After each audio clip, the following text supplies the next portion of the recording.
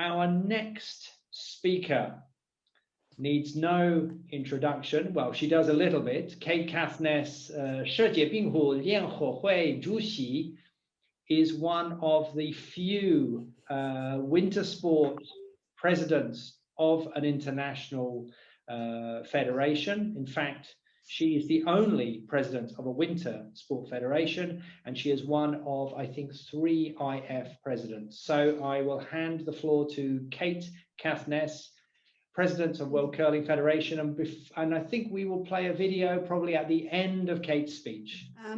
Hello, everyone. My name is Caithness, and as Guy said, I'm President of the World Curling Federation.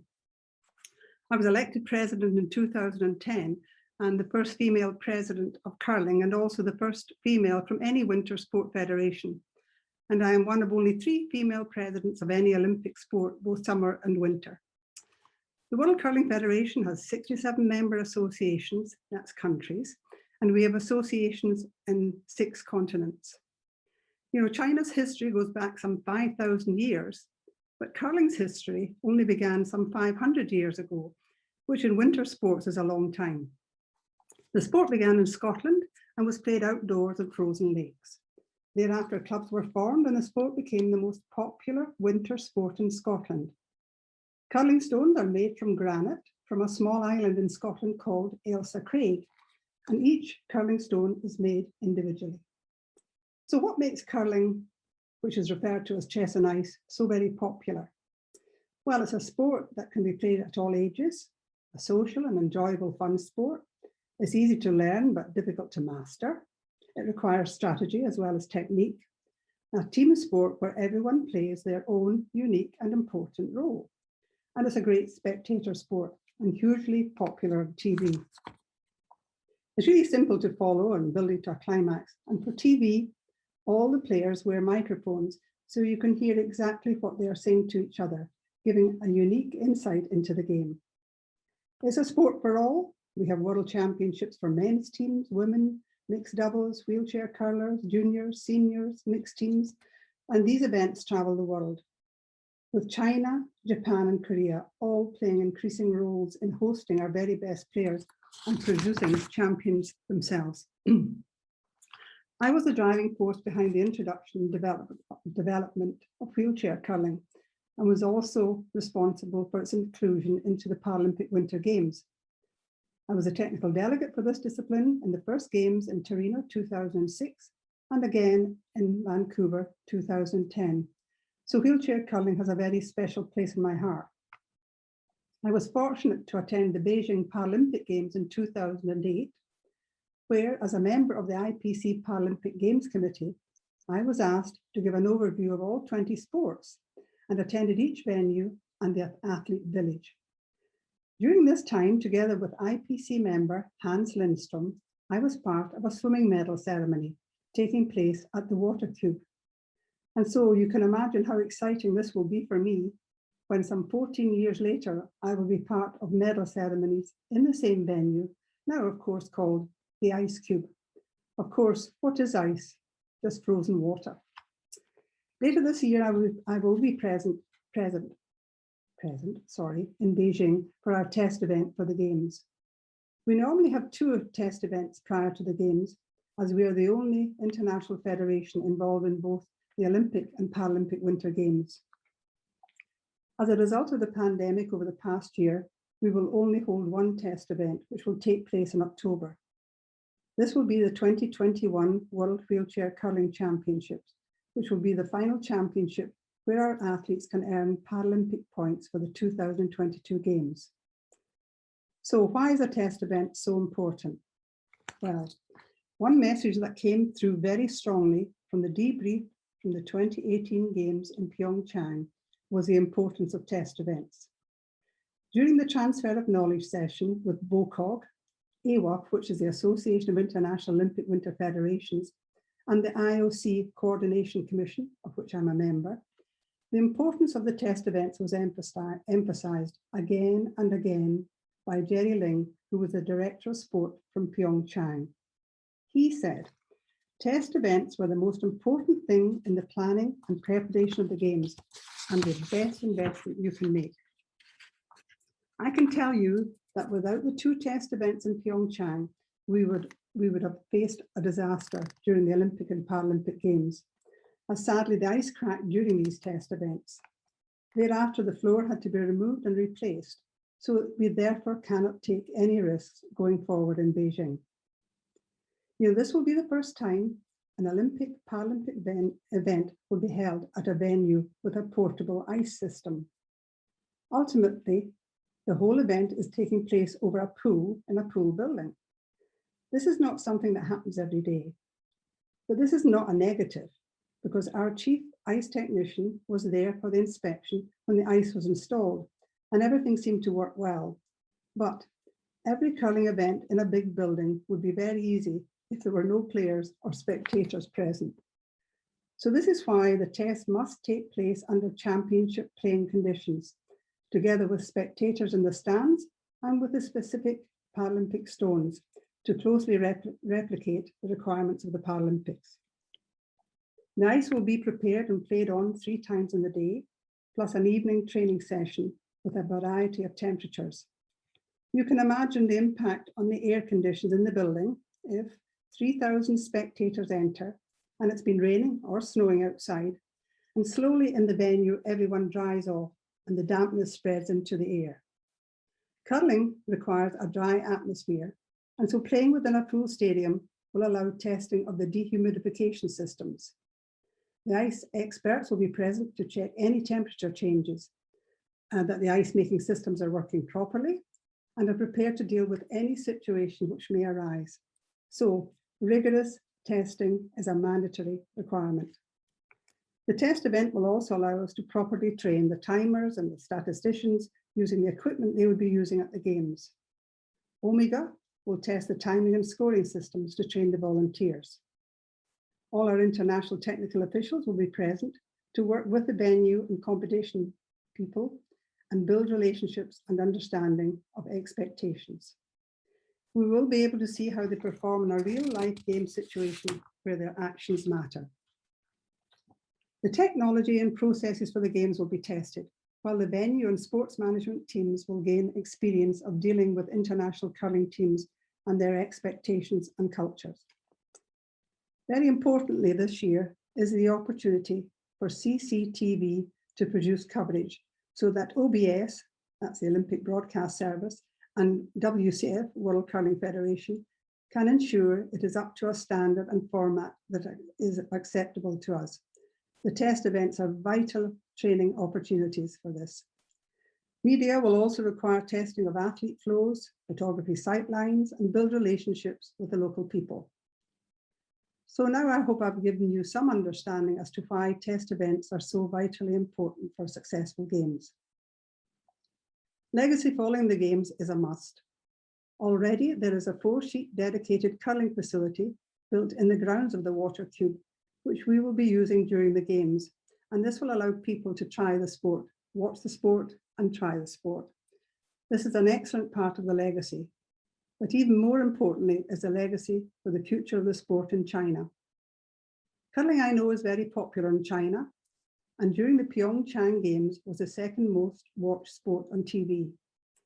We understand that dedicated curling facilities are springing up all over the country, and we will work together with the Chinese Curling Association to help with the further development of the sport.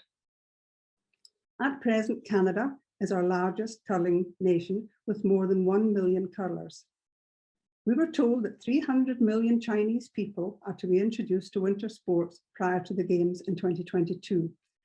And if we have only 1% of this population become curlers, China has the ability to overtake Canada as the largest curling nation. China has enjoyed success on the international stage, with the women's team winning gold at the World Championships and bronze at the Olympic Games.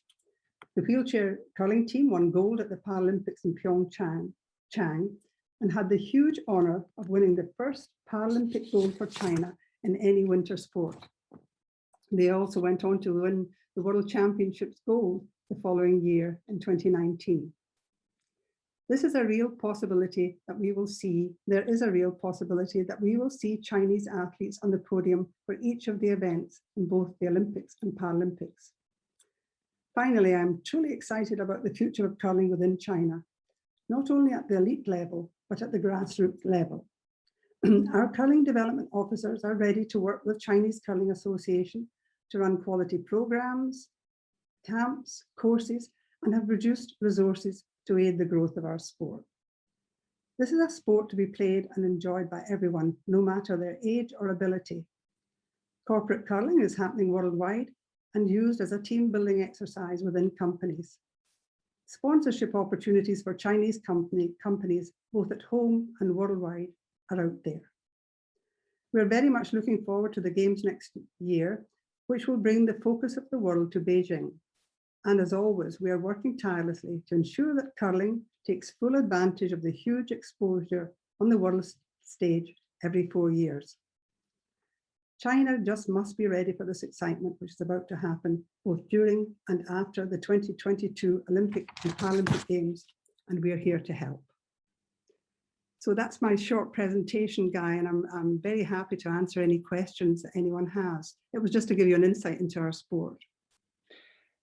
Absolutely lovely presentation. I'm going to stay off camera and I'm going to channel some question to you. I have a question from Julia Yang in Beijing. You mentioned about grassroots and grassroots development. How do you balance grassroots in terms of what the World Curling Federation can offer a national association and what the National Association should initiate and follow through? How does that collaboration look like? I think, to be honest, is to be able to have come and try events. This is very important, and we do this all over the world. We introduce this. We can bring our own people from our own. We're here to help. We have many curling development officers worldwide, and we can bring them on board into any of the new facilities in China in particular. And thereafter, we can advertise that we have a come and try day. So these people come along and try our sport and hopefully fall in love with it. I can tell you, once we have someone on the ice, they're ours.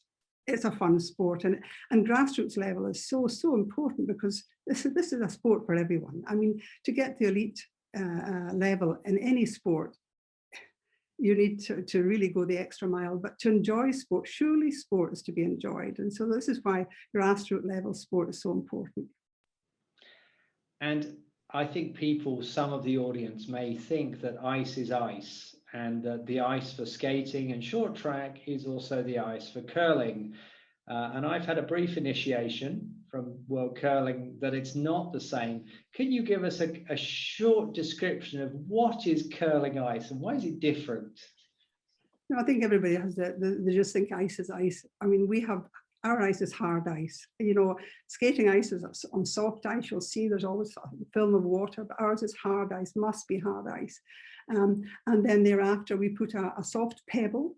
You see people going on sprinkling this pebble, which is warm, that when it sits on the ice, it freezes onto the ice. And this is what the stones run over, this pebble on the ice.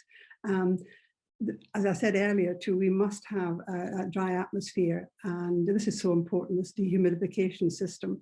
And because we are going for the first time to inside a pool, which has obviously been a swimming pool, which is fantastic, and we are extremely excited about being in this iconic building in Beijing. And we must make sure that the dehumidification system works, because we must keep this level of dehumidification, which would affect the ice and the ice temperature. That's a short, I mean, really, I'm not an ice expert, but that's a sort of a layman's terms of how our ice works. I hope that answers your question, Guy. No, it answers perfectly well. We've also had a question here about corporate curling. And I think we're going into the territory of chess on ice here, that successful, intelligent business people should be able to apply those amazing talents they have to what is a very, very simple game. What kind of leadership or team building opportunities does a corporate curling league offer? Well, I should tell you, corporate curling is fantastic. I mean, what happens with corporate, I'll explain what happens. So a company would say, okay, we're going to have a day with curling. So they would come along to an ice rink, and there will be instructors there ready to help. So they would first of all explain the rules of the sport and the different levels of from skip down to lead, and then thereafter they would take them on the ice and to give them some tuition. Very quickly, you can try curling. Very quickly, you can play the sport, but it takes a long time to be an expert, as I've said already. And then thereafter, they have fun.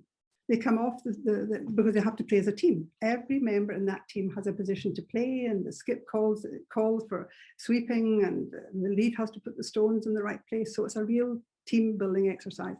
And can I tell you, for every organizing committee from any Olympic Games, the sport they use for team building for all their staff, the staff who are working, the volunteers, everyone who's working, is curling. So this is quite unique, because I know in everywhere I've been involved in all. In 1998 we came back onto the Olympic stage with we had been in 1924 was our first appearance, which was outside in curling, and then it was 1998 before we came back into curling. And I've been involved in every of the Olympics since then, and seen how this works with all. So I think it's a great fun sport. And then we have corporate, then companies have leagues where they play in league against other companies, and so it's, you know, it's a way of making income as well for the ice rinks, because and during the day obviously people work. And we have schools, we have a big schools program that we can introduce as well. So we have schools in the ice rink, and then the evening regular curlers will take the ice. So has that answered your question, Guy? Is that giving some insight? Fabulous answer. We've had another question from Tracy Lou. This is interesting. This now puts one foot into that try curling, but with a foot into the kind of political government camp. Is this an activity that winter sport nations, embassies and governments should be rolling out? Is this something that Canada House, USA House, Sweden House, GB House, should they be active promoting curling as a representation of their nation and a sport? Have you seen that happen before? Yeah, I mean, as you know, success follows success. It's always a chicken and egg situation. You don't get any income to the sport until you've had success. So how do you get success unless you have income into the sport? So I think, and certainly I can tell you too, within for instance, the IOC. Here's another interesting. They have their their winter party, and where do they take it with their staff? Curling. Many British Olympic Association I know as well. There's another Scottish, and so of course it's Great Britain I'm part of, and I know that the BOA, they take curling as a fun sport at Christmas time. So and they have days out. We have parties, lots of things. But I don't think that's answering the question. Is we need support from the Olympic associations. But I think to be fair, I keep saying success breeds success as soon as they have a medal. And I know, in fact, from back to GB, I mean, we've had a very successful Olympics in the past. And then because of this, we get income into the sport through the government, through in fact, it's lottery funding that comes into the sport and GB. And that helps to be spread around different sports. And curling gets a fair share of it because of our success. And very pleased to hear that not only did China win gold medal in the Paralympics in Pyeongchang, but that was the first curling Paralympic medal. Why has World Curling taken, well, we know why you've taken para curling under your wing, but I was a little surprised to hear other winter sport federations have a different structure. What's been the benefit and advantage of having the para sport under your wing? Can I, a very brief, I've timed just a little story. When I became involved in the World Curling Federation in 1998, at my very first meeting, I represented Scotland at that time, and at my very first meeting, it was suggested, why don't we have curling for people with disability? And I listened to this and I thought, oh, this is a great idea. And of course, then I went off to Montana to see some countries were trying it. In fact, it was two, it was Switzerland and Sweden that were trying the sport. So I went along to see how this was working, and then spent a few days with them and came up with the idea of how we could make it work. And so within wheelchair curling, we have exactly the same rules as we have for regular curling, apart from no sweeping. So then I went back to the World Curling Federation. I said, this is the most fantastic sport, it could work. And so I was so very fortunate that the World Curling Federation embraced the sport. And in 2002, I think it was 2001, I became the disabled project leader. I didn't particularly like the term as a volunteer position to roll out wheelchair curling. So from the very start, the International Federation embraced wheelchair curling as part of, because we have every sport, as I said earlier, from men, women, juniors, seniors, and wheelchair curling, they're all exactly the same. And I would certainly encourage other international federations to embrace the sport. You know, when you go to the Paralympics, oh, it's fabulous. Ice sledge hockey, absolutely fantastic. Skiing, what our athletes do on the slopes and on the ice is quite unbelievable. And so I do wish that more international federations would embrace curling, sport for people with disabilities under the same umbrella as it is for regular sport. And I think, you know, Andrew Parsons is actually speaking next, and we very hope that as well. Now, I have a question from a curling fan from Beijing who says, Southern China is not naturally equipped to have snow and ice outdoors, but they've built many indoor facilities for snow and ice so far. Does curling have a strategy to focus on southern Chinese cities? Which is a good question. And the second part is, on the Chinese news, we see there's a very limited number of trainers for curling in China. How can that be remedied? I'll answer the second one first, if I may, please. We are working with our Chinese Curling Association. We must have more development officers. In fact, I was on a call yesterday with China discussing this as to where we can take this forward. So we have programs. We have the World Academy. We have a World Academy of Sport. We also have, within this, we have the World Curling Academy. And so we have many online courses that can encourage people to coach the sport and to develop the sport. This is all part of this. So we're there to help in any way we can to introduce the sport.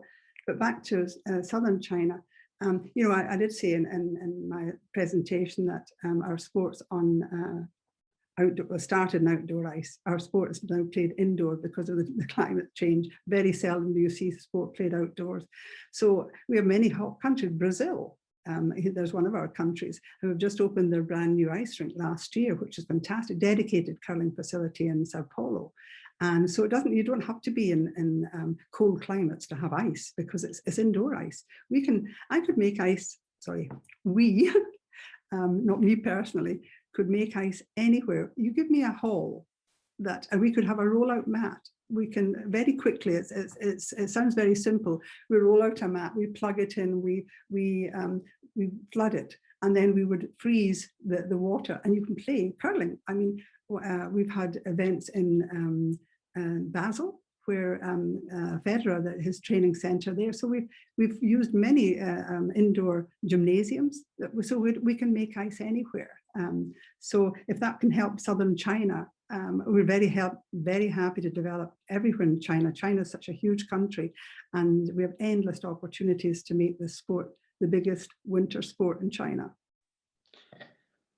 Well, and I am sure you're on the path, and I think you are the first test event as well on the schedule. I've seen a penciled in date of October for World Wheelchair Curling Championships in the new venue. So very best of luck with that. Very best of luck with all of your other plans. We will be following them and following the Chinese team.